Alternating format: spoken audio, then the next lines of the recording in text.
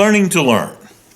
Things that you can do to fill the gaps and avoid the traps in the education system. The foreword and chapter 1, as read by me, the author. Foreword. As one who has helped students learn for decades, I have noticed that schools could do a better job of helping students learn to learn. This book and its partnering YouTube channel can help fill the gap for those who want a better return on their investments in education. Most students mistakenly believe that they are working for a grade or to please someone. This is how the system has trained them. This misunderstanding is further exacerbated by the fact that well-meaning adults tell students, "You should make good grades," but rarely does anyone help the student understand the use and value of mastering the material. Tracking postgraduate students over decades, I have noticed that those who did well in school and those who then thrived after graduation are those who focused on mastering meaningful content, focused on learning how to meet deadlines, stood in the shadows of masters, and knew how to properly prepare themselves for the things that mattered. These students did not get caught up in the grade game. They understood that grades held a level of importance that was ephemeral at best, and then the grades would become useless. It was the knowledge that had lasting value. It was the meaningful relationships that were beneficial for all concerned. The grade was just one of the credentials to get to the next step. It was the key that unlocked the door. But once on the other side, the grade, or the key, was useless. This book is designed to help all students learn and to help anyone who wants to help students learn. It is based on decades of interviews with people who are or were successful and who could focus. The book can be read, but it will be even more useful when discussed. This book and the YouTube channel will help you better understand that success is not a destination, but that success is a lifestyle. If you want to be successful later, you must be successful now. Contained within these pages are tips and common traps that can be used to start meaningful conversations. Since each chapter was written to be a standalone unit, there are some redundancies. Please pardon this if you're reading all of the chapters. This is the third book in the series. The first two books can be obtained in PDF format by writing to me at the email address shown, or they can be downloaded from the YouTube channel. Simply look for the video named From New to New. The download links are in the description box below the video. You are free to do with the content as you wish. You can even put your name on the back of the book in the space provided, cover the printing costs, and pass them out, thereby taking credit for what you've done. Chapter 1, Learning How to Learn. The Big Idea. Success is a lifestyle that comes from your actions. Or, out there somewhere is your success, waiting for you to prepare yourself to find, attract, and keep it. If you don't do anything now to get ready, don't worry. Your success will find another partner, and your success will be just as happy without you. Read through the tips below and select those that work best for you. Number 1. Get up early and study while your brain is fresh and uncluttered. This is what successful people do when they want to learn new material. A survey of successful people strongly supports the idea that focus is easier when a person studies earlier in the day. You, however, know your brain best. You know when you can focus and retain information better. So play to your strengths. You can think of it this way. You must be ready to receive new information or it will not stick. When your bucket is full, you can't put more into it. This concept is like learning. Your brain is freshest in the morning. It's less full, and it is ready to receive information. Study when your brain is ready to receive. Number 2, do your physical and creative tasks later in the day. When there are many ideas running around in your head later in the day, they tend to stick together better. so two ideas can merge to form a third, brilliantly novel idea later in the day. Number 3, go to class prepared. Always try to read the assigned material before class, but if you are not prepared, go to class anyway. Successful people show up even when they don't feel like it.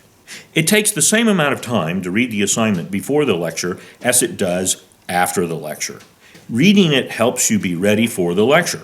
You can frame your thoughts and develop the questions you would like to have answered during class based on the reading. You can't ask a book a question, but you can ask your professor. Success favors preparedness. Number 4, when you are reading a book that is also available as an audiobook, listen to the book at 1.25 the speed and read the book at the same time. Pause the audiobook from time to time and think about what you have just read and simultaneously heard. Number 5, if an assignment requires writing, a great way to edit what you have written is to upload the material into software that will read it back to you. Your written mistakes will pop up like whack-a-mole when you hear them spoken aloud in a voice that is not yours. Number 6, watch YouTube videos or TED Talks about the topic before attending class. Number 7, take notes in your own words. Taking down what the professor says verbatim does not help you retain information. A great deal of evidence supports the idea that handwriting lecture material in your own words improves learning as compared to typing. The most important thing is to put the information into your own words. Brain scans of people who are both thinking and writing by hand light up like a Christmas tree. Brain scans of people who are both thinking and typing do not light up as much. When the instructor says, "This is important," or displays very specific words, that is the time to take them down verbatim, and then think about them later. Today's technology makes it easy to record your notes in your own words and then listen to them in your own voice. One does not read a textbook like one reads a novel. Textbooks must be savored, pondered, reworded, and even discussed. Read a paragraph, think about it, put it in your own words, research the words that you do not understand well enough to explain, and then handwrite your thoughts about each paragraph. When you finish a chapter, make an audio recording of your handwritten thoughts, and then listen to them. You may find it helpful to put on headphones, go for a walk, and listen to your recorded thoughts. When the recording ends, turn around, press play, and listen again as you walk back. When the purpose of reading is to learn or remember, look for words that you do not know well enough to explain. Then look those words up in a dictionary and think about each definition as you rewrite the definition in your own words. Make an audio recording of your thoughts and then listen to them as outlined above. Number 8, form or join study groups and go to them prepared to discuss the material. Stay focused on the topic while in the study group. You can socialize later. A valuable thing about the other members of your study group is that they are the types of people who are in school to learn. These are the people with whom you should try to kindle long-term relationships. A good thing to do with your study group is to write exam-level questions based on each paragraph from the textbook, and then discuss each question and the answers with your study group. One thing that will surprise you is that there are different interpretations of the text. Having these discussions will broaden your understanding of the material. No test is difficult when you are prepared. Number 9, study in chunks. Study intently for 30 minutes and then do no-brainer physical stuff for a few minutes that will make your life better. For example, take out the trash, clean something, do something nice for someone, or exercise. Repeat this pattern. You know your brain best. When you feel it start to slip, take a short break. Recent research has concluded that it is best for your health and ability to retain information if you focus intently for 30 minutes and then take a physical break that gets your blood pumping for about 5 minutes.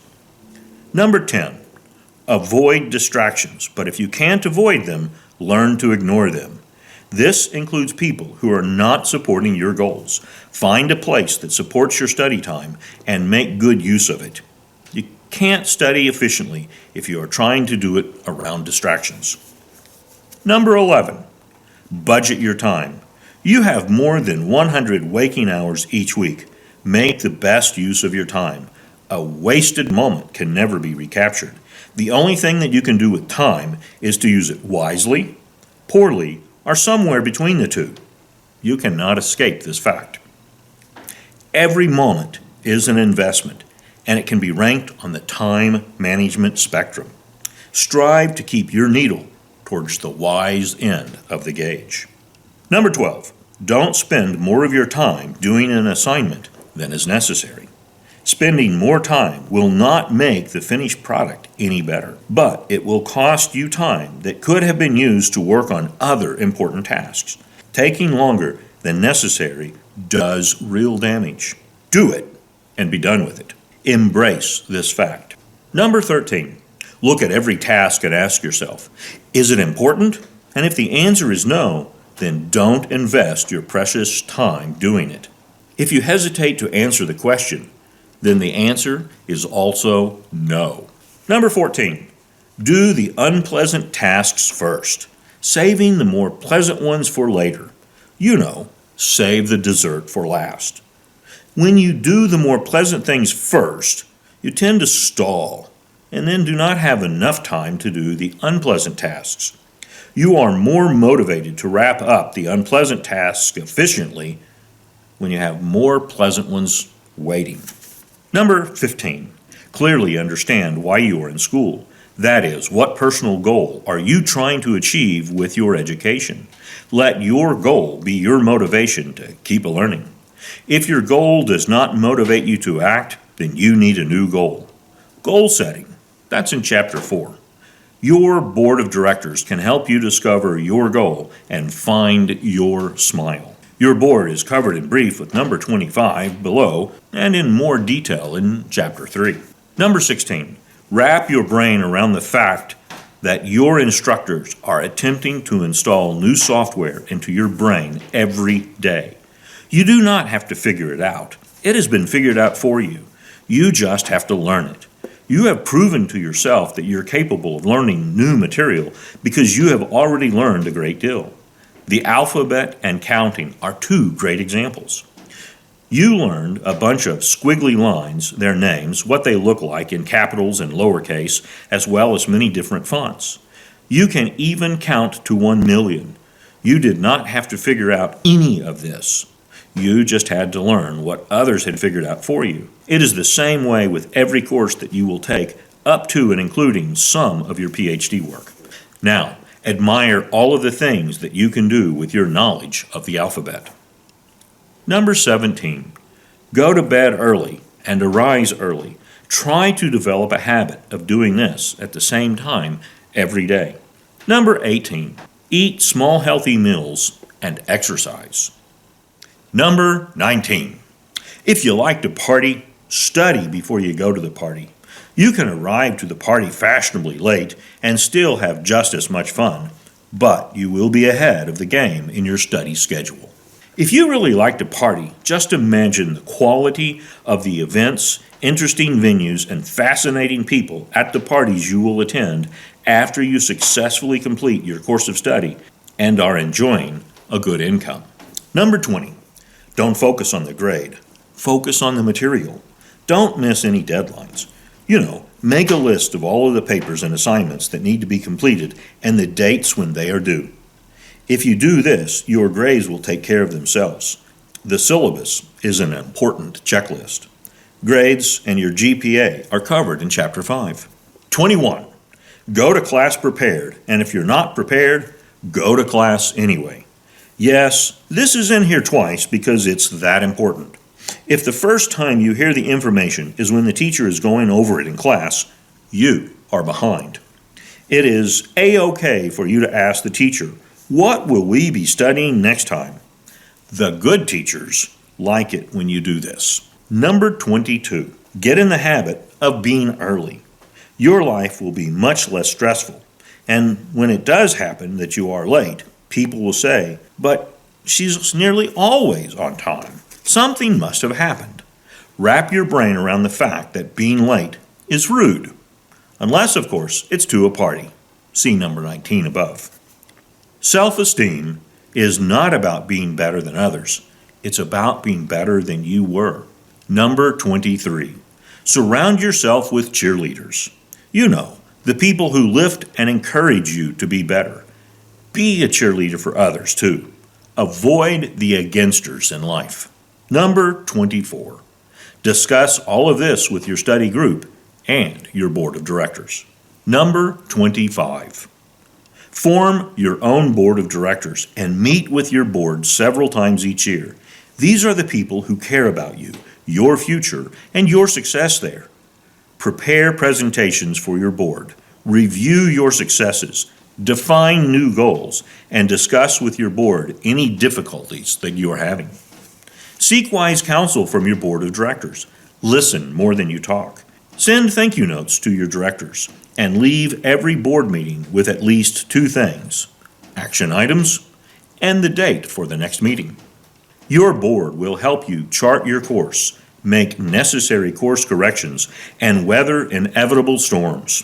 People who seek wise counsel from their boards endure fewer storms, and they often find a little extra wind in their sails just when they need it most.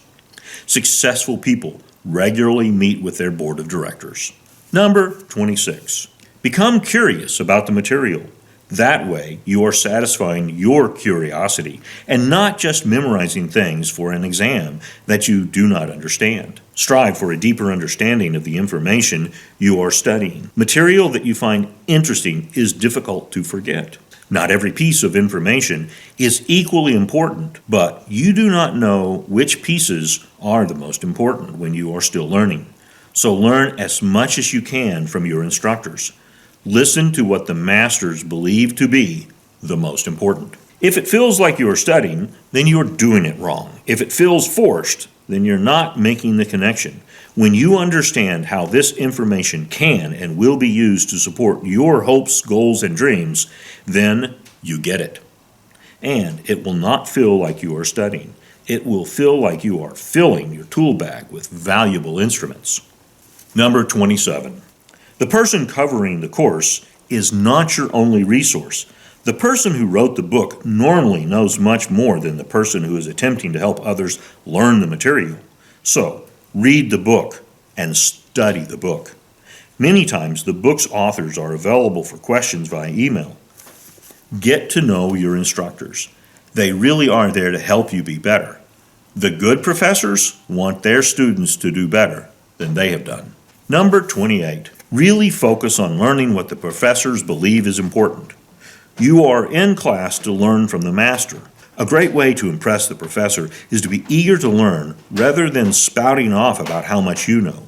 In other words, you can positively impress people with your ears better than you can with your tongue. Number 29. When you get to attend a lecture that you believe will tend to be boring, work hard to understand how this information will support your goals. The importance of the information is there, and you will find it if you look for it. Number 30. Know that getting started is the difficult part. So trick yourself into getting started as soon as the assignment is given. Start by first making a budget. This is explained in greater detail in Chapter 6. Number 31. Know that success is not a destination. Success is a lifestyle. If you want to be successful later, you must be successful now. Success begets success. Don't go to school to graduate or to make good grades. Go to school to thrive on the other side of graduation and for the rest of your life. Number 32. Look at wrong answers as opportunities to learn. Research the questions that you missed. Write a short essay demonstrating what you have learned. Give your essays to your professor and ask, "Do I understand it now?" Do not ask for extra credit. it will show up later. Your fingerprints are on everything that you do, so do it well or not at all. Number 33. Schedule time to study just like you schedule time to be in class. Keep a calendar. The Google Calendar is a fantastic tool. It is easy to overschedule or double book yourself when you do not keep a good calendar. You have way too many things going on now to try to keep it all in your head. Consult your calendar a few times each day. Look for what is coming up that day and what is coming up in the next few days. Number 34. Try to solve or learn things on your own first, then seek help. Others will be more willing to help you when they know that you have tried. It will also help you learn new material faster from the other person when you have done this foundation work. By being prepared, you maximize the other person's time, and this respects the other person. Number 35. Structure the information into a lesson with examples and hands-on activities that will help the other person learn. You learn best when you try to help others learn. Number 36. When you must memorize a list of things, put them to music and then sing them out loud. Another method to memorize a list is to use what you already know to help you learn new things. For example, you most likely know your house very well. So put note cards of the words or images that you need to memorize throughout your house, and then walk through the house, looking at each item and saying it aloud. Since you already know the house and the path through the house, you will connect the new words and images to the path you already know. Struggling is where learning happens. Number 37. Work to recall information without looking at your notes. Allow yourself to struggle a bit and then look at your notes to see if you recall the information correctly. Number 38. Write your notes with your non-dominant hand. This will force you to go slowly and really think about what you're going to write. This makes every word meaningful. Number 39. Ask for help sooner rather than later. Instructors, tutors, and library staff will likely be far more able and willing to help you if you give them plenty of time to get organized. In other words, don't wait until the last minute and then ask for help in a panic. Number 40. Make a cheat sheet for each subject that you are learning. Identify your weaknesses. Then, on one page, put all of the things with which you might need help. Even if your professor does not allow such, the act of making the cheat sheet will help you. I know this because I encouraged my students to make a cheat sheet and then asked them to turn in their sheet when they completed the exam. This helped me see the areas where students felt the weakest. It was common for students who made cheat sheets to tell me that it was not needed, and those who did not make cheat sheets to tell me that one was needed. And finally, this next piece of information is not really a study tip, but a school-related tip. Your instructors are gatekeepers, but this is not readily apparent to you. They will get requests from others wanting to interview someone like you. They will offer a name of the student whom they feel is best suited for the particular position, award, or opportunity. You do not want to be the second person who comes to mind when such a request is made. Get to know your instructors. They really are there to help you. Those who do not come to mind when such a request is made are silently punished, and this is covered in Chapter 13. Now is the time to pause. Call an adult-level meeting of your board of directors or with your study group, or both, and discuss all of the above. Explain why you agree or disagree with each statement, or better yet, do both for each point. Because this list is incomplete, additional hints and tips will be shared on the YouTube channel. In short, your education is about the quality of your life. All of this information is in a book. You're welcome to write to me for a copy of the book. Please consider subscribing to the YouTube channel and clicking on the little bell so that you'll get a notification every time I add a YouTube video.